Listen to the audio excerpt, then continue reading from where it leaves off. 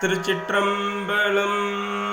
கிடந்த பாம்பருகு கண்டு அறிவை பேதுர கிடந்த பாம்பு அவளையோர் மயிலென்றையுற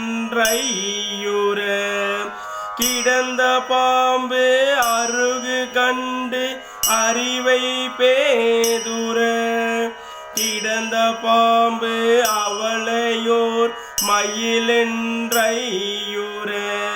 கிடந்த நீர் சடைமிசை பிறையும் ஏங்கவே கிடந்துதான் நகுதலை கெடிலவானரே கிடந்த நீர் சடைமிசை பிறையும் ஏங்கவே கிடந்துதான் நகுதலை கெடிலவானரே. திருச்சிற்றம்பலம்.